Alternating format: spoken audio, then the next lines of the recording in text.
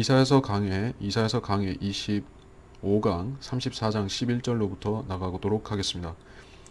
그러나 가마우지와 해오라기가 그것을 차지하며 올빼미와 까마귀가 거기에 거할 것이라. 주께서 그 땅 위에 혼란의 줄과 공허의 추를 내미시리라. 그들이 그 왕국으로 귀인들을 부를 것이나 거기에는 아무도 없겠고 그 모든 고관들도 전무하리라. 가마우지와 해오라기, 올빼미와 까마귀는 율법에서 부정한 새들로서 그들은 이스라엘 사람들이 먹어서는 안 되는 그런 조류로 규정되어 있습니다. 이것들은 그 영적으로 말해서 마귀와 연관된 새들인 것이요. 물론 이 본문에서는 직접적으로 마귀를 가리키고 있는데 그것은 우리가 앞서 이사야 13장 21절에서 그 짐승들과 새들로 마귀를 비유했었던 것입니다. 그래서 마귀들이 그 이 지상으로 올라올 것입니다. 대환란 때. 그것은 우리가 계시록을 공부해 보면 거기서 메뚜기들이 올라오는 장면이 있었죠. 그리고 그 마귀가 그 지하세계에서 땅 밑에서 마귀가 올라오죠. 유다 이스카리오 마귀가 올라오고 그 아폴로온과 함께 그 메뚜기 떼들이 올라오는 것입니다. 그러한 마귀들이 결국 다 아마겟돈에서 잡혀서 인간들은 살육당하고 마귀들은 불못에 던져지는 것입니다. 그래서 에돔 땅에 실제로 불못이 있게 될 텐데 그 마귀들이 이 날개 달린 이 날짐승들로 비유되어서 여기에 나오고 있습니다. 혼란의 줄과 공허의 추를 내미시리라. 그러니까 혼란은 좋지 않은 것이고 공허도 좋지 않은 것입니다. 이 두 혼돈 그리고 공허라는 단어는 창세기 1장 2절에서 쓰이고 있죠. 우리가 잠깐 그 부분을 찾아보겠습니다. 창세기 1장 2절 땅은 형체가 없고 공허하며 어두움이 깊음의 표면에 있으며 하나님의 영은 물들의 표면에서 거니시더라. 땅이 형체가 없고 공허했다라고 말하고 있습니다. 형체가 없다는 것은 뒤섞여 있다, 즉 혼돈스럽다는 그런 말씀인 것입니다. 그래서 혼돈스러우면서 동시에 공허를 말씀하고 있습니다. 그 상태에서 거기에 마귀 영들이 거기에 돌아다니고 있었던 것이요. 그러니까 1장 1절과 2절 사이에 거대한 사건이 있었던 것입니다. 그래서 이 우주 자체에 그 마귀들이 거하고 있다가 나중에 주님께서 그들의 거처를 제한하신 것이요. 기품을 만드시고 그 기품으로 들어가도록 만드신 것입니다.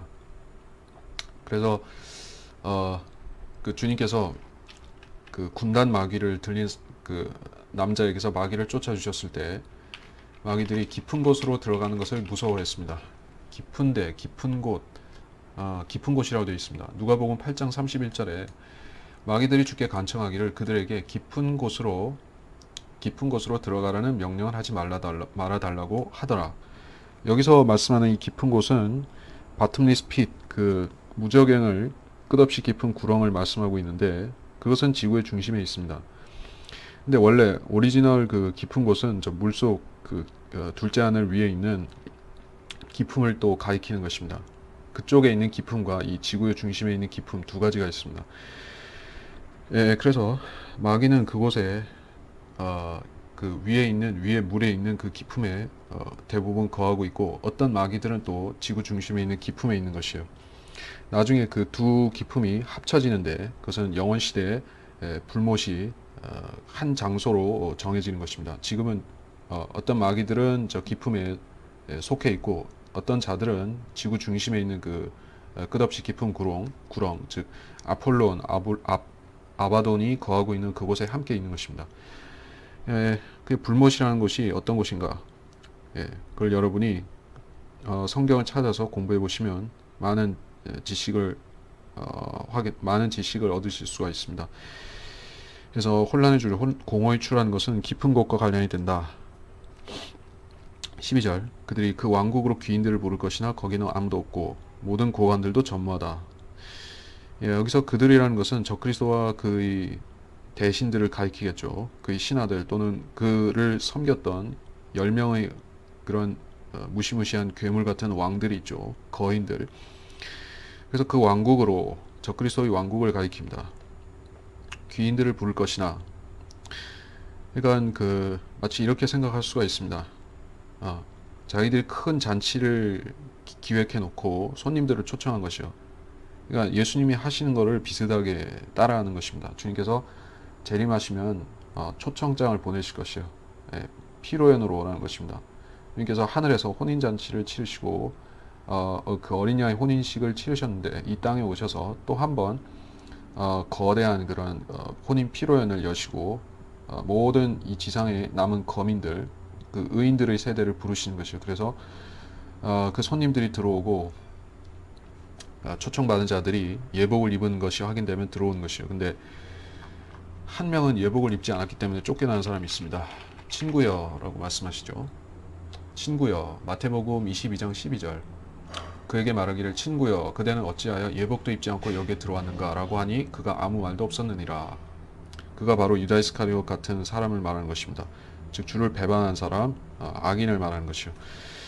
그래서 이 지상에서 혼인잔치가 열릴 것인데 마귀도 비슷하게 먼저 따라하는 것입니다. 그래서 유대인들을 멸절시키고 그 팔레스타인 땅을 온전히 정복하면 거기에 자신의 잔치를 열려고 이렇게 귀인들을 불렀다는 것이요.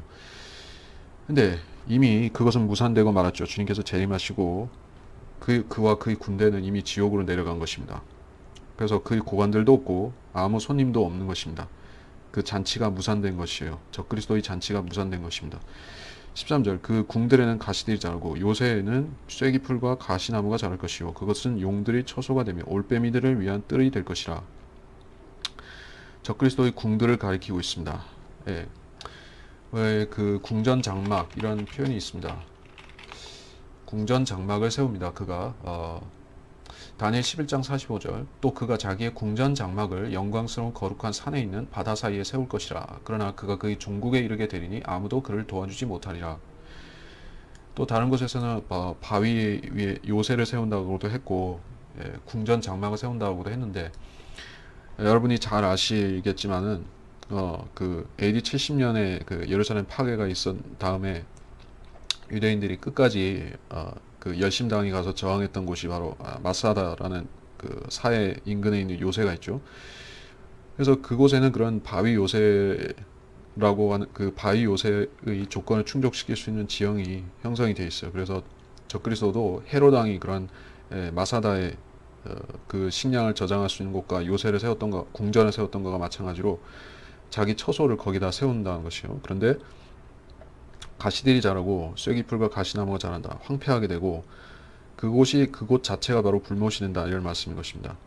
그리고 불못의 위치가 바로 적그리스도가 그곳에 자기 궁궐을 세우는 위치와 같다는 것이요. 그가 자기 궁전 장막을 세우는 그 위치가 바로 이 13절에서 용들의 처소, 즉 불못이 된다는 것입니다. 올빼미들을 위한 뜰이 될 것이라. 역시 상징적인 의미로서 불못에 마귀들이 들어간 것을 말하는 것이요. 14절 광야의 들짐승들도 섬의 들짐승들과 만날 것이요 사티로스가 자기 동료를 부르고 헛간 올빼미도 거기서 쉬며 자신의 안식처를 찾을 것이라. 들짐승들, 섬의 들짐승들 이런 들짐승들은 마귀를 말하는 것입니다. 성경에 그 마귀를 가리키는 들짐승들이 몇 가지 부류가 있죠. 곰이라든가 여우 그리고 늑대 또 곰, 여우, 늑대, 사자. 사자는 그리스도의 상징이기도 하지만 우는 사자와 같이 삼킬 자를 찾는 그 의미에서는 사탄으로도 쓰이는 것이요. 그 많은 들짐승들이 영적인 존재를 가리키고 있습니다. 또 섬의 들짐승들이라고 하고 있는데, 자 그런 그 맹금류, 포유류, 맹금류들로 이 사탄을 상징하고 있습니다. 사탄 자신은 물론 사자가 아니라 사자처럼 그렇게 한다고 했죠. 근데 주님께서는 다윗의 그 다윗 지파의 사자이신 것이요. 그리고 사티로스가 자기 동료를 부른다. 이 사티로스는 그 반인 반수의 그런 신화적인 짐승인데 그 그리스 신화에 그 염소의 하반신을 가지고 상반신은 그 염소 뿔이 달리고 양이나 염소 같은 뿔이 있고 양의 뿔일 것이요. 양의 뿔이 있고 남자 형상을 한 그런 괴물이 있습니다. 그게 사티로스인데 그런 반신반인의 그런 괴물이 그 실제로 계시록에서는 등장하고 있죠. 우리가 잘 알지만 그 구절을 한번 찾아보고 넘어가겠습니다. 자, 그 구절이 계시록 9장 17절입니다. 또 내가 환상 가운데 말들과 그 위에 탄 자들을 보았는데 그들은 불과 제신스와 유황으로 된 흉배를 지녔으며 말들의 머리는 사자들의 머리 같고 그들의 입에서는 불과 연기와 유황이 나오더라. 이 세 가지 즉 그들의 입에서 나오는 불과 연기와 유황으로 말미암아 사람들의 3분의 1이 죽더라. 그것들의 힘은 그들의 입과 꼬리에 있으니 이는 그들의 꼬리가 뱀 같고 머리가 달렸으며 그것으로 상하게 함이더라. 여기서 볼 때 이 말들은 평범한 어떤 말이 아니죠. 어떤 지금 사람들이 볼 때는 유전자 조작을 한 것 같이 보이지만 그 이상의 그런 초자연적인 존재인 것으로 보입니다. 왜냐하면 그 입에서 불과 연기와 유황이 나온다고 했습니다. 이 지옥의 이미지와 관련된 것들이 나오는 것이요. 아무리 유전자 조작을 한다 해도 말의 입에서 어떻게 불이 나오겠습니까? 신화적인 용 같은 것이요. 근데 말 형상을 했다는 것입니다. 그리고 그 말과 그 위에 탄자들을 얘기하는데 탄자들도 역시 보통 인간이 아닌 것이요. 불과 제신스와 유황으로 된 흉배를 지녔다. 그러니까 그 흉배를 앞에 그 전면 갑옷을 또는 그런 앞가리개를 그 흉배를 부착했는데 그것이 불이 타고 있다는 것입니다. 우리가 그 계시록에 하늘에서 불말이 계시록이 아니라 다른 곳에서 불말들이 내려오죠. 우리가 앞서 강의에서도 불말에 대해서 몇 번 얘기를 했었는데 그 땅에서도 이 말들이 불말인 것입니다. 적그리스도의 말들도 불말이다. 자, 어쨌든 지금 우리가 사티로스를 찾다가 거기까지 갔는데 어쨌든 이 초자연적인 짐승들, 말들이 어쩌면 사람과 이 말이 서로 결합된 형태일 수도 있습니다. 맞으면 켄타우로스 같은 존재가 아닐까 이렇게도 보는 것이요. 근데 여기서는 그 위에 탄자라고 했기 때문에 일단 탄자로 보는 것이 맞겠죠. 기수로서 보는 게 맞을 것입니다. 말들과 탄자들을 구별했으니까. 예. 자, 그래서 예. 15절이죠. 큰 부엉이가 거기에 깃들며 알을 낚아서 자신이 그늘 안에 모으고 독수리들도 각기 자기 짝과 함께 거기 모이리라. 계속해서 부정한 조류를 말씀하고 있습니다. 여기 알을 까서 자기 그늘 아래 모은다. 이게 문자적으로 적용한다면 불모처럼 안 보이겠지만 상징적인 표현입니다. 그러니까 마귀들도 종류가 많습니다. 여기 올빼미라고도 했고 뭐 까마귀, 가마우지, 해오라기. 그러니까 마귀들이 일반적으로 말해서 마귀들은 날개 달린 그 날짐승 같은 속성을 갖고 있어요. 그래서 비엘세붑이라는 비엘세붑이란 파리신은 날개가 달린 그 날짐승으로서 마귀와 가장 가까운 존재인 것이요. 또 모기도 있는데 모기도 마귀와 이미지가 비슷한 것이요. 그 조그만 날짐승들 있죠. 파리나 모기 같은 그런 짐승들이 마귀의 그런 영적인 마귀와 유사한 존재인 것입니다. 사람 안에 수천까지 들어올 수가 있습니다. 군단 마귀가 들린 경우를 보면 마귀는 사람 몸 안에 많이 들어올 수가 있습니다. 수십, 수백이 아니라 수천까지도 들어올 수가 있습니다. 그래서 라카만 박사는 그래서 벌새의 예를 든 것이 벌새, 체구가 가장 작은 그런 새죠. 이 지상의 조류 중 현존 조류들 중에서 제일 몸체가 작은 것이 그런 벌새 같은 존재로 비유를 했습니다. 그 참새보다 더 작게 그래서 사람 몸 안에 들어올 수 있다는 것입니다. 그리고 어떤 것은 모기나 파리나 이런 수준의 그런 조그만 마귀들도 있는 것이요. 그 마귀들의 영체의 사이즈를 말하는 것입니다. 그래서 그런 것은 수천도 들어올 수 있다. 그러니까 좀 더 큰 거는 올빼미만한 것도 있고 까마귀나 가마우지만한 해오라기만한 더 큰 그런 새들이죠. 그러니까 큰 것부터 작은 순서로 말하자면은 아마 그렇게 될 것 같습니다. 가마우지, 해오라기가 크고 그 다음에 올빼미, 그 다음에 좀 더 작은 게 까마귀. 자, 그래서 큰 부엉이라고 할 때 마귀들도 덩치가 큰 마귀가 있다는 얘기입니다. 그들은 전부 날개가 달린 존재들이 영적인 존재들인 것이요. 그래서 천사들은 날개가 없습니다. 하나님의 아들들 천사들은 날개가 없습니다. 그래서 그들이 그 창세기 6장에 인간들 세계에 내려와서 이 지상에 내려와서 여인들과 혼인하고 거인들을 낳는데 그들은 홍수에 멸망해서 사람처럼 죽어서 지하 세계 타타루스라는 그 감옥으로 내려갔습니다. 그래서 그 자들은 타락한 천사들이고 이 날개 달린 마귀들은 또 별개의 존재들로 보는 것이 맞을 것입니다. 예. 그래서 뭐 이건 더 설명할 것이 없을 것 같고, 여기서 그래서 15절에서 독수리들이 자기 짝과 함께 모인다는 말씀이 있었고, 그래서 이 16절에서 자기 짝이 없는 것이 없으리니라는 말씀을 독수리들의 짝을 말하는 것이다, 이렇게 일반적으로 해석을 많이 한다는 것이요. 근데 우리가 이 구절의 중요성이 있기 때문에, 16절에서 그 중요성이 있기 때문에 그렇게 넘겨버리는 것이 아니라 우리는 자세히 살펴볼 필요가 있습니다. 16절, 너희는 주의 책에서 찾아 읽으라. 이것들 중에는 하나도 부족한 것이 없고 하나도 자기 짝이 없는 것이 없으리니 이는 바로 나의 입이 명령하였고 바로 그의 영이 그것들을 모으셨습니다. 주께서 그것들을 위하여 제비를 뽑으시고 손으로 줄을 그어 그것들에게 몫을 나누셨으니 그것들이 그것을 영원히 차지하고 대대로 거기에 거하리라. 자, 16절에서 15절과 16절 사이에 역시 단락 표시가 있습니다.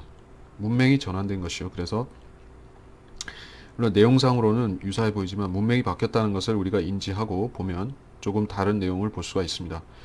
주의 책에서 찾아 읽으라. 주의 책은 무엇이겠습니까? 바로 이사야서 또는 성경이겠죠. 근데 이것들 중에는 부족한 것이 없다. 짝이 없는 것이 없다. 그렇다면 독수리들이나 이런 그 부정한 조류들의 짝을 말하는 것이겠습니까? 예, 그것이 우리한테 무슨 교훈을 주는가? 예, 마귀들이 서로 짝이 있다는 것이 우리한테 교훈이 되겠습니까? 이런 질문을 할 수가 있는 것이요. 그렇게 본다면 이 구절은 조금 싱거운 구절이 될 것이에요. 마귀적인 그런 존재들이 짝이 있다는 걸 우리가 알아서 무슨 소용이 있습니까? 근데 여기서는 그런 뜻이 아니라고 봐야 될 것이요. 이는 바로 나의 입이 명령하였고 그 영이 그것들을 모으셨다는 것이요. 그렇다면 이것은 이것들은 하나님의 말씀을 가리킨다고 보는 것이 타당한 것입니다. 사실 하나님께서는 자신의 말씀들을 영원히 보존하신다. 하늘에 영원히 보존하셨다라고 말씀하셨고, 율법의 1.1획도 세상 끝날까지, 세상이 없어진다 해도 결코 사라지지 않는다라고 약속하신 것입니다. 또 자신의 말씀을 주의 모든 이름들 위에 높이셨다라고도 말씀하셨습니다. 이것은 모두 성경에 자신의 말씀을 높이신 구절들에 우리가 볼 수 있는 것들입니다. 그래서 하나님 말씀의 중요성, 보존하신다, 낱낱이 보존하신다. 그렇다면 보존하셨으면 우리한테는 그것이 어떤 의미가 있겠습니까? 우리는 성경을 공부하고 성경을 해석하고 성경을 교훈으로 삼는 입장에서는 우리한테는 해석이 관건인 것이요. 말씀들이 있습니다. 올바른 말씀들이 정확하게 무어하게 보존하셔서 우리에게 전수하신 하나님의 말씀, 한글 킹제임스 성경이 우리 앞에 있습니다. 그런데 그것을 우리가 차려놓은 밥상을 우리가 그걸 맛있게 먹을 수가 없다면 어떻게 되는가? 그것은 그 그림의 떡이 되는 것이요. 예, 그림이 떡이 되는 것이요. 그렇게 되면 안 되기 때문에 우리는 바른 해석이 필요하고 올바로 나누어 해석하는 것이 또한 필요한 것입니다. 지금 올바로 나눈다는 것은 서로 짝을 찾아서 맞춘다는 것과 연결되는 것이요. 올바로 나누어라는 구절을 먼저 보고, 디모데후서 2장 15절, 아주 우리가 잘 알아둬야 되고 많은 분이 아실 말씀인 것입니다. 내가 진리의 말씀을 올바로 나누어 자신이 하나님 앞에 부끄럽지 않은 일꾼으로 인정받도록 공부하라. 여기서 그 올바로 나눈다는 것은 한 구절에서도 해당될 수 있고 문맥에서 어떤 단락에서도 해당이 될 수가 있습니다. 혹은 책과 책에도, 성경의 그런 책과 책들 사이에도 해당이 될 수가 있습니다. 예. 그래서 가장 기본적이고 거듭나지 않은 사람들일지라도 아는 것 한 가지는, 성경은 신약과 구약이라는 책으로 나뉜다는 이것 한 가지는 알죠. 그리고 거기서 더 나아가서 계속 구약과 신약에서도 시대들과 세대들을 나누는 것은 성령께서 인도하셔서 우리가 깨닫게 되는 그런 성경을 공부할 때 알 수 있는 진리인 것입니다. 공부하지 않는 자들은 신약 구약 나누는 것 이상으로 나눌 수가 없습니다. 그래서 나눈다면은 나누는 것으로 끝나는 것이 아니라 우리는 속성이 같은 것끼리 합쳐야 되는, 그러니까 합친다는 기보다는 속성이 같은 것끼리 비교해서 연구하는 것이요. 또 다른 것은 다른 대로 대조해서 연구하는 것입니다. 그러면 우리가 많은 진리를 찾을 수가 있습니다. 그래서 같은 말씀을 같은 말씀끼리 묶어 놓는 것이 바로 짝을 찾는 것이요. 그러니까 그 짝은 꼭 한 쌍만 되는 것이 아니라 여러 쌍이 등장할 수가 있는 것입니다. 두 쌍, 세 쌍, 네 쌍, 많은 짝들이 나올 수가 있는 것이요. 예. 우리도 지금 하는 이 성경 공부가 신구약에서 같은 교리의 같은 예언의 말씀들을 찾아서 맞추는 그러한 짝맞춤 과정이 바로 우리의 성경 공부인 것입니다. 우리가 하는 성경 공부는 그런 것이요. 물론 세례주의를 그런 원칙으로 성경을 공부하지 않는 사람들일지라도 이렇게 하지 않으면 제대로 된 성경 공부가 안 되기 때문에 흉내를 내는 것입니다. 비슷한 것을 찾아요. 근데 올바로 나눌 수도 없고 올바로 짝을 맞추지도 못합니다. 왜냐하면 그들은 영적인 지각이 없기 때문에 또 주 예수 그리스도의 재림에 대한 확신이 없이 또 전천년 재림뿐만 아니라 주님께서 곧 오셔서 교회를 휴거시킨다는 이러한 확신도 없이 성경을 공부하기 때문에 그들은 구원의 교리도 올바로 나누지 못하고 재림의 교리와 초림의 교리도 올바로 나누지 못하고 총체적으로 혼란에 빠져 있는 것이요. 그래서 그들은 나누는데 거짓되이 나누고 잘못 나누고 실수로 나누고 또 억지로 나누는 것입니다. 성경을 억지로 푼다는 얘기예요. 그래서 그들은 올바로 짝을 맞출 수가 없습니다. 이 짝 맞추는 것을 참 좋아하는 사람들이 있죠. 신천지라는 그런 자들은 성경을 짝 맞추는 것을 거의 알레고리 퀴즈 수준으로 만들어서 하는 것입니다. 근데 제독교에 다닌 사람들은 그런 것이 신선하게 보이기 때문에 성경적으로 하는 것처럼 착각하고 그것을 넘어가는 사람들이 많이 있는 것입니다. 그러나 성경대로 믿는 사람들은 그런 짝 맞추는 것을 그 짝을 맞춘다고 해서 그걸 인간적인 수단으로 되든 안 되든 억지를 부리고 맞추는 것이 아닙니다. 우리는 확실한 것을 성경의 두세 증인을 가지고 항상 뭐 어떤 사건을 판단하든지 사람을 판단하든지 두세 증인이 필요합니다. 지역 교회에서도 항상 그렇고 우리는 한두 구절을 가지고 교리 증명할 수가 없습니다. 최소 두세 구절 그리고 더 많은 것이요. 중요한 교리를 세우기 위해서는 많은 구절들을 서로 짝을 맞춰 봐야 되는 것이요. 한두 구절 가지고 교리 세우는 것은 반드시 실패하는 것입니다. 그렇게 하면 결국 이단 교리밖에 나올 것이 없습니다. 자, 그래서 이 짝을 맞춘다. 짝이 없는 것이 없다는 이 16절의 말씀은 단순히 그런 이 앞전에 나오는 새들에 대한 이야기로 보기는 어렵다는 것입니다. 물론 새들에 대한 이야기가 전혀 배제된다는 것이 아니에요. 성경은 교리적 또는 교훈적, 역사적 해석이 있죠. 그렇기 때문에 우리가 한 가지라고 해서 다른 하나를 배제시키는 건 아닙니다. 새들에 대한 이야기도 될 수 있고 더 중요한 것은 직접적으로 주의 책의 말씀에 대한 것입니다. 우리가 이렇게 보면 이 구절을 이해할 수가 있습니다. 17절 주께서 그것들을 위해 제비를 뽑으시고 손으로 줄을 그어 그것들이 몫을 나누셨으니 그것들이 그것을 영원히 차지하고 대대로 거기 거하리라. 자, 17절에서는 우리가 봤을 때 15절의 이야기가 연속된다고 볼 수가 있겠습니다. 16절에서는 주의 책의 말씀, 하나님의 말씀들에 대한 얘기를 거기에 했고 17절에서는 다시 새들의 이야기를 하는 것이요. 제비를 뽑고 손으로 줄을 그어 몫을 나누셨으니 그것을 영원히 차지하고 그 마귀들을 말씀하고 있죠. 거기에 대대로 거기에 거하리라. 지옥에 영원 무궁토록 마귀들이 그 정해진 처소에 있게 될 것이라는 말입니다. 자, 그래서 이제 35장으로 넘어갔습니다. 35장은 짧기 때문에 35장을 보고 어쩌면 36장까지도 갈 수도 있습니다.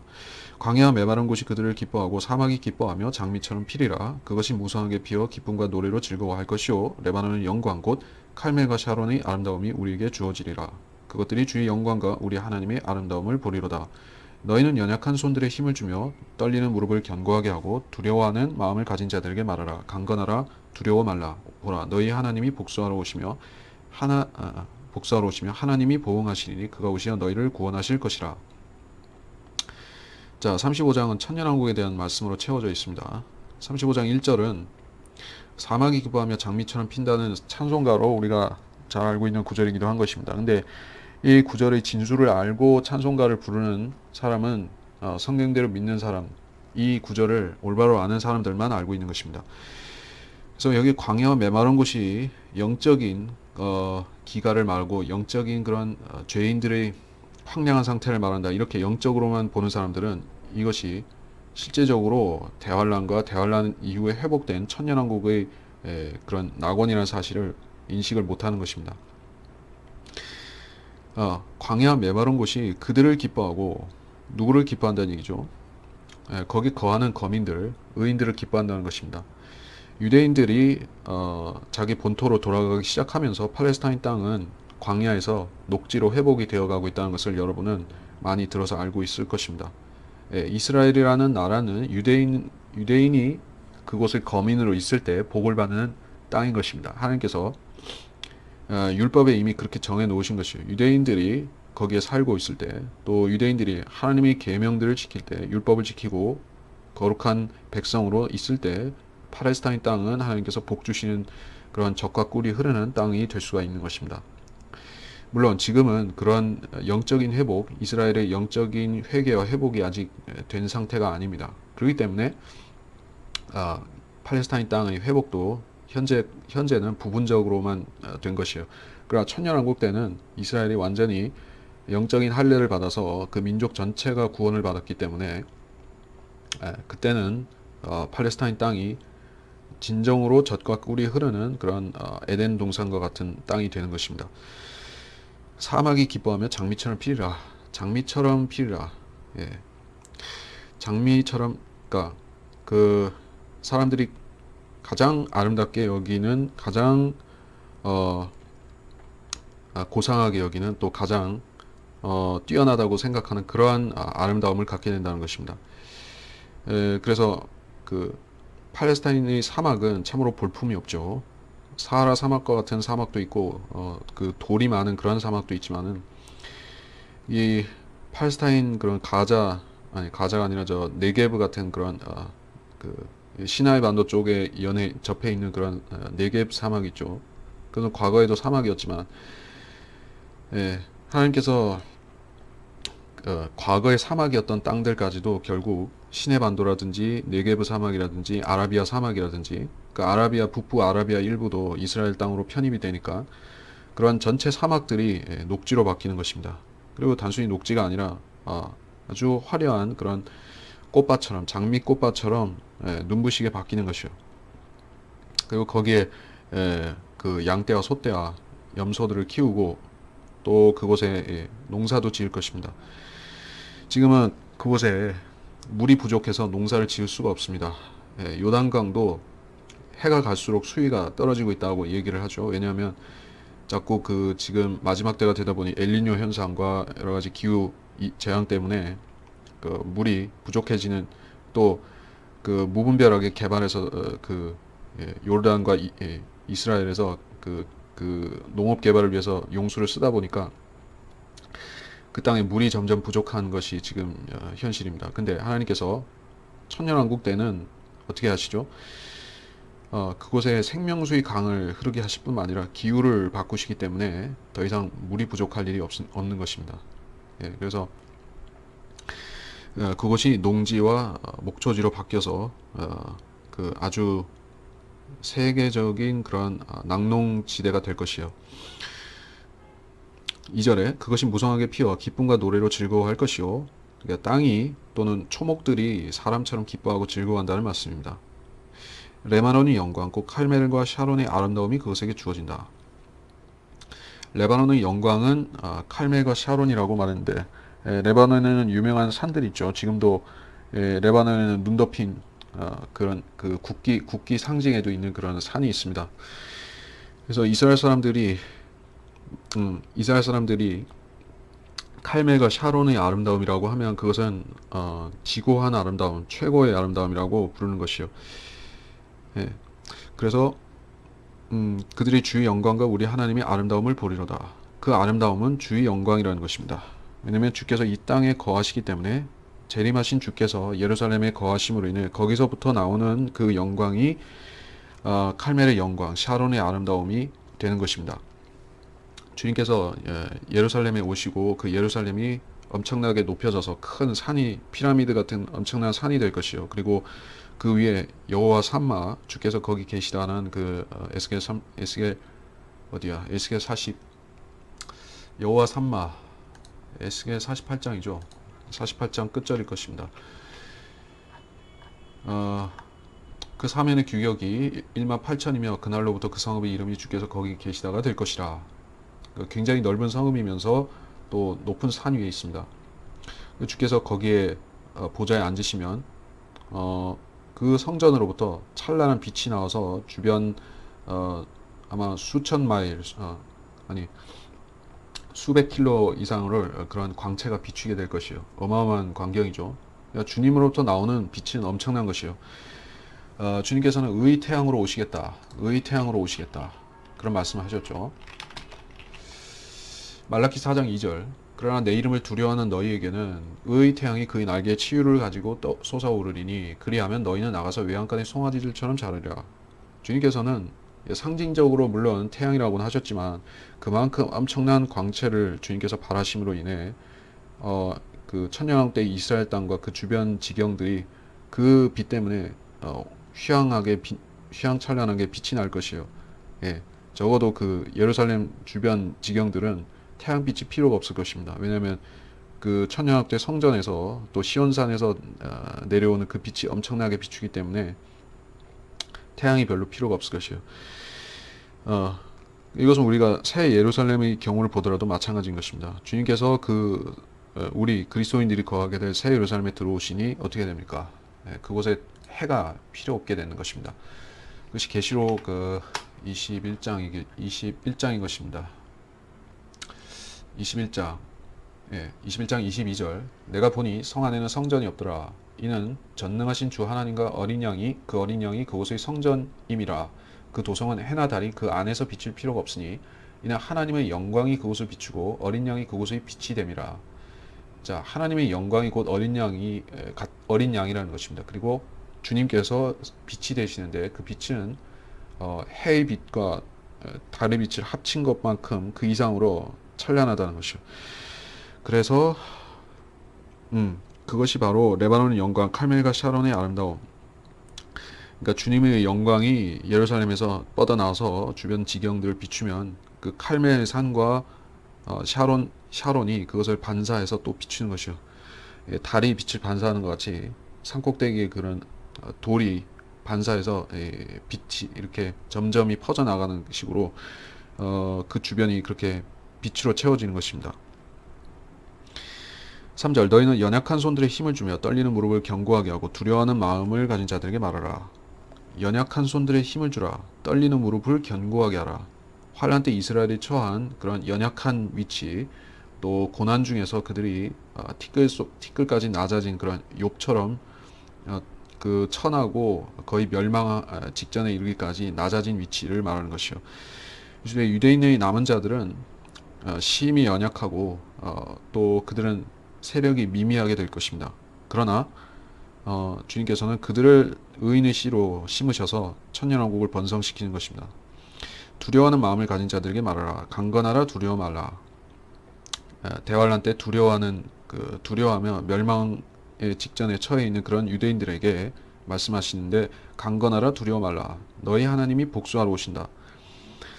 재림 아마겟돈 전쟁 때 복수하러 오신다는 것입니다. 하나님이 보응하시리니 그가 오시어 너희를 구원하실 것이라. 하나님께서 복수하시는데 유대인을 괴롭힌 자들, 바로 적그리스도와 그의 군사들에 대해서 복수하신다는 것입니다. 5절. 그때 소경의 눈이 뜨이며 귀머거리 귀가 뚫리리라. 그때 전륜바리가 사슴처럼 뛰고 벙어리의 혀는 노래하리라. 광야에는 물이 솟아나오며 사막에는 시내가 흐르리라. 바싹 마른 듯한 땅은 연못이 되며 가란 땅은 샘물을 내리라. 용들이 각자 눕는 처소에는 갈대와 골풀들로 잡초가 자라리라. 자, 5절에 소경의 눈이 뜨이고 귀머거리 귀가 뚫린다. 이 구절은 신약에서는 우리가 영적으로 적용됐지만, 영적으로 적용된 부분을 우리가 보자면은 주님께서 오셨을 때 이적들을 행하셨는데 그 이적들 중에는 신유, 즉 기적적인 치유가 포함이 되어 있었습니다. 마태복음 11장 5절에 보면 소경들이 보고 절름발이들이 걸으며 문둥병자들이 깨끗해지고 귀머거리들이 들으며 죽은 자들이 일으켜지고 가난한 자들에게 복음이 전파된다 하라. 주님께서 오셨을 때에도 가난한 자들에게 복음이 전파되었다라는 말씀하셨습니다. 우리가 초림과 재림은 서로 연결된다는 것을 우리가 세대주의에 공부했으면 아시죠. 교회 시대는 중간에 끼어든 것이요. 그래서 만일에 주님께서 가난한 자에게 복음을 전파하시고 또 문둥병자와 귀머거리들과 소경들을 고치시고 이렇게 하시면서 유대인들이 자기들이 메시아로 예수님을 인정했다면, 그러니까 적어도 십자가 사건은 일어나야만 했었지만 그들이 십자가 사건 이후에라도 회개해서 다시 주님을 메시아로 영접했더라면, 사도들이 말을 들었더라면 그때는 주님께서 곧 오셨을 것이고 이 35장에 일어날 그러한 천년왕국의 역사들이 우리 시대를 생략하고 바로 연결해서 일어났을 것입니다. 사도행전 시대에서 바로 천년왕국으로 넘어갔을 것입니다. 그러나 그렇게 되지 않았죠. 그렇기 때문에 이 5절과 6절의 말씀은 사도행전 시대에 일어날 수도 있었던 일이고 그렇지 못했기 때문에 결국 우리 시대 뒤에 일어나는 것입니다. 7년 환란 뒤에 일어나게 된 것이요. 아무튼 이 사건들은 주님 초림 당시에 주님께서 문자적으로 소경들을 고치시고 문자적으로 귀머거리와 절름발이들을 고치셨죠. 문자적인 벙어리들을 고치셨지 상징적인 벙어리나 상징적인 귀머거리를 고치시지는 않으셨던 것입니다. 상징이 아니라 실제 병자들을 고치신 것이요. 그렇다면 이것이 천년왕국 때 실제 그런 사람들을 고쳐준다는 의미와 통하는 것입니다.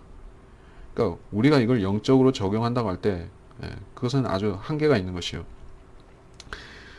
물론 우리가 구원받기 전에 영적으로 소경이었고 영적으로 귀머거리였다 이렇게 말할 수는 있습니다. 그러나 주님께서 여기에 1차적으로 우리에게 보게 하시는 것은 이게 예언이라는 것이고, 재림하시면 결국 이 땅에 연약한 자들이 주님께서 고쳐주시고 그들을 천년왕국에서 복된 백성으로 삼아서 천년 동안 거하게 하시는 그 교리를 말씀하는 것입니다. 광야에는 물이 솟아나오며 사막에는 시내가 흐르리라. 실제 물과 실제 시내가 흐르는 것입니다. 근데 지금의 목사들은 이런 것들을 실제로 적용하기를 껄끄러워하죠. 실제로 적용하자면은 결국 천년왕국을 믿는 수밖에 없습니다. 왜냐하면 이걸 하늘나라로 받아들인다면 어떻게 하면 귀머거리가 이런 존재들이 어떻게 설명이 되는 것입니까? 하늘나라에 벙어리나 하늘나라에 절름발이 있습니까? 하늘나라 가면 없는 것이에요. 근데 땅에는 있습니다. 천년왕국 때도 땅에는 그런 불구인 사람이 있을 수가 있습니다. 그런 사람을 땅에 있는 그런 병자들은 치유해 줘야죠. 그리스도인들이 왕같은 제사장들이 치유해 주든 주님께서 직접 고쳐주시든 그들을 치유해 줘야 되는 것입니다. 그렇지 않으면은 이걸 하늘나라에 적용한다고 하면 모순이 되는 것이죠. 근데 천년왕국을 안 믿는 사람들은 결국 이런 것을 그리스도인들에게 어떻게든지 이 시대 그리스도인들에게 영적인 적용을 하고 그것으로 끝내려고 하는 것입니다. 그러면 안 되고 우리는 이게 실제 이루어질 예언이라는 사실을 명심해야 됩니다. 7절 바싹 마른 듯한 땅은 연못이 되며 그러니까 아무튼 천년왕국 때에는 모든 땅에 지금은 사막이나 지금은 광야 같은 땅에도 그때가 되면 다 농사를 지을 수가 있습니다. 농사를 짓지 못하는 땅이 없는 것이죠. 북극, 남극. 북극은 뭐 빙하니까 그렇더라도 아니 아무튼 이 남극 대륙도 있죠. 원래 과거에는 그곳에 그런 초원이 있었던 것이 그 엄청난 얼음들 빙하들 밑에 그 땅을 보면 거기에 과거에 홍수 이전에 노아 홍수 이전에는 거기에 푸른 초원이 있었던 것입니다. 그러니까 결국에 지금 인간들이 인구가 74억이라고 하죠. 얼마 전에 뉴스를 보니 74억이 되었다라고 하는데 살 수 있는 땅이 지금 지표면에서 극히 일부인 것이요. 그것도 그 일부 중에서도 도시에 엄청나게 개미떼처럼 몰려 살고 있기 때문에 그래서 74억입니다. 근데 천년왕국 때는 땅이 전반적으로 평탄해지기 때문에 사람이 살기 힘든 그런 히말라야 같은 그런 알프스 같은 그런 산도 없고 또 뭐 고비 사막이나 사하라 사막 같은 그런 사막도 없고 남극 북극 이런 것도 없고 그러면 엄청나게 사람들이 많이 늘어날 수가 있는 것입니다. 수백억 수천억도 살 수가 있는 것이요. 그래도 그래서 노아 홍수 이전에 시간만 좀 더 충분했더라면 노아 홍수가 없었다고 하면 지금 그 환경 하에서 사람이 증식했다고 하면 지금은 수조 명이 살고 결국에는 그 이 지구가 인구를 감당 못해서 외계의 별들로 이주해야 될 그러한 상황이었을 것입니다. 지금이 그랬을 것이라는 것이요. 그래서 노아 홍수 때문에 지금 인구가 이렇게 된 것이죠. 자, 하여간 가란 땅은 샘물을 내리라. 용들이 각자 눕는 처소에는 갈대와 굴풀들로 잡초가 자라리라. 용들은 마귀들을 가리킵니다. 부정한 새들과 마찬가지로 마귀들을 가리키는 것입니다. 용들이 눕는 처소라고 했는데 이건 지옥 불못이 되겠죠. 갈대와 굴풀들로 잡초가 자라리라. 하여간 이 잡초는 안 좋은 의미로 쓰이는데 갈대와 골풀들은 약간 의미를 적용하기가 모호합니다. 근데 이게 지옥을 가리킨다는 것은 에돔 땅에 있는 불못을 가리킨다는 것은 우리가 알 수가 있습니다. 8절 한 대로가 거기에 있겠고 한 길이 있으리니 그 길은 거룩한 길이라 불리리라. 깨끗하지 못한 자는 그 길을 지나가지 못할 것이나 그 길은 이런 자들을 위한 것이니 어리석지만 도보로 여행하는 자들은 거기서 벗어나지 않을 것이라. 자, 이 대로에 대한 말씀은 우리가 이사야 19장에서 이미 한번 다룬 바가 있습니다. 이사야 19장으로 돌아가서 23, 25절. 그날에 이집트에서 아시리아까지 대로가 있게 되리니 아시리아인이 이집트로 들어갈 것이며 이집트인도 아시리아로 들어갈 것이라. 그러면 이집트인들이 아시리아인들과 함께 섬기리라. 자, 이 본문에서 그 대로는 이집트에서 아시리아까지 연결되고 그 중간에는 이스라엘 땅이 있죠. 그 대로는 제가 그때 설명하기로는 지상의 모든 거민들이 예루살렘에 경배 드리러 올 때 필요한 대로이고 또 유대인들이 처음에 그 길을 밟는 길을 밟는 자들은 바로 유대인들입니다. 그들이 세계 도처에 흩어졌다가 대환란 때 세계 도처에 잡혀가고 흩어졌다가 재림이 이루어지면 주님께서 그들을 다 이 팔레스타인 땅으로 이스라엘 땅으로 모으시는 것이요. 그 모으시는데 그들을 이 길로 데려오시는 것입니다. 이 길을 밟고 유대인들이 자기 땅으로 돌아오는 것이요. 그래서 이 대로는 재림 때 형성이 되고 그 뒤로 1000년 동안 계속 있는데 그 길을 통해서 이방인들이 예루살렘에 경배드리러 올라오는 것입니다. 그래서 그 길은 거룩한 길이라 불리라. 왜냐하면 의인들이 그 길을 처음 밟았기 때문에 거룩한 길인 것입니다. 성도들의 길인 것이요. 깨끗하지 못한 자는 그 길을 지나가지 못할 것이나 성도, 깨끗하게 된 자, 환난 성도가 그 길을 밟았었습니다. 그리고 주님께서도 어쩌면 이렇게 생각해 볼 수가 있죠. 주님께서 아마겟돈 전쟁을 심판을 행하시면서 이렇게 위아래로 두루 다니시죠. 어느 쪽에 먼저 다니시는지 이거는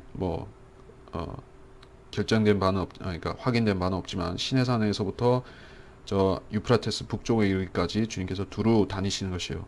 그러면서 이 포도주 틀을 밟으시죠. 그래서 주님께서 지나가시는 그 행보에 이런 길이 생기지 않을까, 이런 생각이 드는 것이요. 주님의 군대가 지나갈 때 엄청난 그 불길과 함께 지나가시죠. 그러니까 그 밑에 그 암석들 있죠, 암석들. 그것이 엄청난 불에 의해서 그 자연적으로 이게 아스팔트화 되는 것이 아스팔트처럼 이렇게 길이 되는 것이요.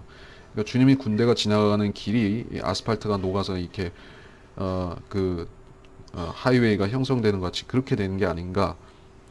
그리고 나서 주님께서 그 길을 통해서 백성들을 데려오시는 것이요. 그렇게 볼 수가 있겠습니다. 그래서 어리석지만 도보로 여행하는 자들은 거기서 벗어나지 않으리라. 자, 지혜 있는 자, 총명한 자가 이 길을 찾을 수 있는 것이 아니다. 그렇습니다.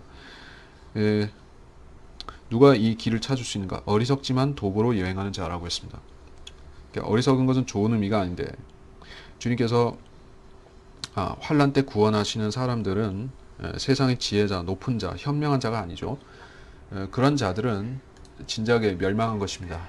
우리가 계시록 6장에 보면 6장 15절 땅의 왕들과 위대한 자들과 부자들과 대장들과 힘 있는 자들과 모든 종과 모든 자유인이 각자 토굴과 산들의 바위 틈에 숨어서 산들과 바위들에게 말하기를 우리 위에 떨어져서 보좌에 앉으신 분의 얼굴과 어린 양의 진노에서 우리를 숨기라 이렇게 호소하고 있습니다. 그래서 위대한 자들, 부자들, 대장들 이 세상에서 출세하려고 하면 좋은 학교를 나야 되고 박사, 석사 학위를 따야 되고 또 엘리트 교육을 받아야 되고 그렇죠. 그 엘리트 코스를 밟아야 되고 MBA를 해야 되고 그런 사람들인 것이요. 지금 기준으로 말하면 박사님들인 것이요. 박사님들 또 장관, 총리 이런 자들을 말하는 것이요. 그들이 재림 때에는 초라한 몰골로 산들과 바위 틈에 숨어서 차라리 주님께서 오셔서 그들을 쳐다보시는 것을 당하느니 먼저 지옥에 떨어지겠다고 지금 떨고 있는 것입니다. 먼저 지옥에 가는 편이 낫겠다고 호소하고 있는 것이요. 그래서 그런 사람들은 이 길로 올 수가 없다는 것입니다. 네. 그러니까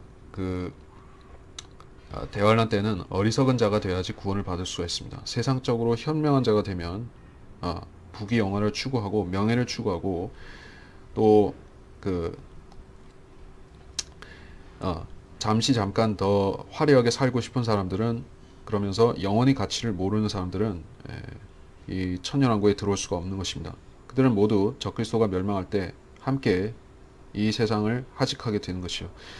그러나 어리석지만 도보로 여행하는 자들, 세상 지혜를 구하는 것이 아니라 하나님의 말씀을 가지고 그 말씀으로 스스로 어리석은 자 되기로 세상에 대해서 어리석은 자 되기로 한 자들을 그들은 구원을 받는 것입니다. 우리 그리스도인들도 어리석은 자들이죠. 우리가 잠깐 그 구절만 보고 넘어가겠습니다.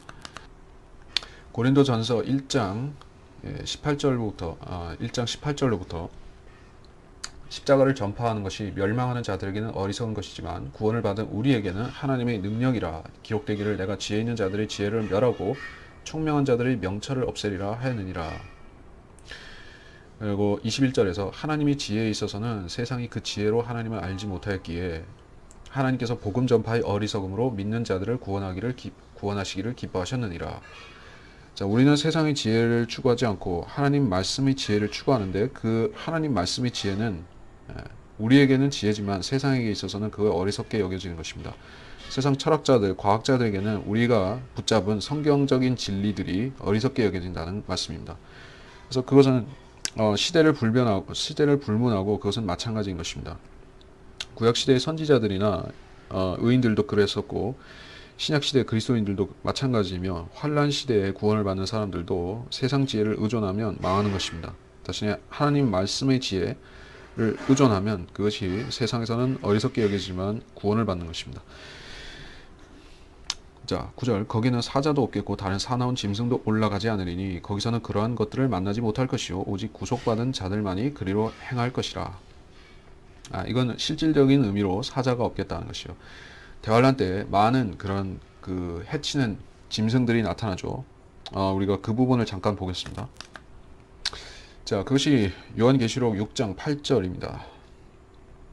예, 내가 보니 보라 창백한 말 한 마리가 있는데 그 위에 탄 자의 이름은 사망이요 지옥이 그 뒤를 따르니 그들에게 칼과 굶주림과 사망과 땅의 짐승들로 땅의 4분의 1을 죽일 권세가 주어졌더라. 땅에 많은 짐승들, 사나운 짐승들, 사자나 하이에나나 늑대나 곰이나 이런 야생 맹수들을 말하는 것이요. 이건 실질적으로 그렇게 된다는 것이요. 그리고 거기에 플러스돼서 초자연적인 맹수들도 있죠. 그 흉포한 메뚜기 떼가 있죠. 자, 이런 맹수들에 의해서 이 지상에서 7년 동안 수많은 사람들이 고통을 받고 죽임을 당했는데 이제 주님께서 자기 백성을 본토로 돌려보내시기 위해서 대로를 여시는데 그 대로는 그러한 사나운 짐승들, 대환란 때 인간들을 해쳤던 짐승들이 더 이상 없을 것이다 라는 말씀으로 주신 것입니다. 거기선 그런 것들을 만나지 못하고 오직 구속받은 자들만이 그리로 행할 것이라. 그래서 재림하시고 나서 직후에 유대인들이 이 구속받은 유대인들이 이 땅으로 이 길을 통하여서 예루살렘으로 올라오고 그 후에 1000년 동안 구속받은 이방인들이 이 길을 통해서 장막절마다 올라오는 것입니다. 10절 주의 속량받은 자들이 돌아오리니 그들의 머리 위에 노래와 영원한 기쁨을 가지고 시온으로 오리라. 그들이 기쁨과 즐거움을 얻으리니 슬픔과 탄식은 달아나리라. 주의 속량받은 자들, 앞에서는 오직 구속받은 자들이라고 했습니다. 이것은 이스라엘 사람들을 말하는 것이요, 유대인이 남은 자들 중에서 메시아를 믿고 구원을 받은 그 사람들을 말하는 것입니다. 그들의 머리 위에 노래와 영원한 기쁨을 가지고 온다. 그들은 영원한 기쁨을 누린 것입니다. 영생을 얻었다는 것이요. 그러니까 확정적인 영생을 얻은 사람들을 이 시대의 그리스도인들이죠. 거듭난 그리스도인들은 영원한 구속을 받았습니다. 우리가 예수님을 구주로 영접하는 순간에 우리 안에 영생의 그러한 보장이 생긴 것입니다. 나머지 사람들은 전혀 해당이 없어요. 거듭난 그리스도인들만 지금 그렇습니다. 유대인들은 전혀 해당이 없고 이방인들은 뭐 마찬가지입니다. 대환란 때는 역시 보장이 없죠. 아무도 보장이 없습니다. 끝까지 참는 자들에게는 구원이 주어집니다. 그래서 결국 끝까지 참은 자들이 있는데 그들이 바로 환란 성도들이고 유대인은 남은 자들. 그래서 그들에게는 영생이 주어집니다. 유대인들을 말하는 것이요. 그리고 이방인들에게는 영생이 아직 안 주어집니다. 이방인들이 영생을 얻기 위해서는 마지막 테스트를 통과해야 되는 것이요. 하나님께서 사탄을 다시 끝없이 깊은 구렁에서 나오게 하셔서 한번 미혹하게 하신 것이요. 그 시험을 통과하면 그때 영생을 얻습니다. 그러니까 순서가 우리는 제일 앞에 있고 유대인은 중간에 있고 이방인들은 끝에 있는 것이요. 그러니까 유대인과 이방인과 교회를 우리가 항상 구분해야 되는데 그 구원의 보장의 순서도 마찬가지일 것입니다. 이방인들이 제일 끝에 있는 것이요. 그리고 우리는 제일 앞에 있는 것입니다. 그래서 그들의 슬픔과 탄식은 달아나리라. 이스라엘을 재건하고 이스라엘의 천년왕국 정부가 세워질 때 그 유대인들이 이렇게 된다는 것입니다. 자, 이것이 지금 비판하는 사람들의 입장에서 이것을 시오니즘이라고 부르죠. 시온주의라고 부른다. 시온주의를 말하는 사람들은 그것이 유대인을 높이고 이방인을 차별하는 그런 인종차별주의라고 선전하는 것입니다.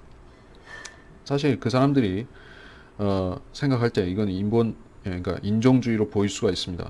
그러나 인종주의라는 것은 원래 하나님께서 이 세상에 인종들이 생긴 이후에 하나님께서 인종들을 나누시고 인종들의 격차, 도덕적, 종교적 그런 어떤 능력, 물리적인 능력치에 있어서도 하나님께서 격차를 두신 것이요. 셈에게 영적인 특성을 주셨죠. 그래서 제사장 민족이 거기서 나오게 하시고 야펫에게는 그 물질 세계에 대한 지혜와 지식을 주셨죠. 그래서 신대륙 발견하고 또 여러 가지 과학 발명을 하고 산업혁명을 하고 이런 능력치는 야펫에게 주시고 함에게 뭐 주셨습니까?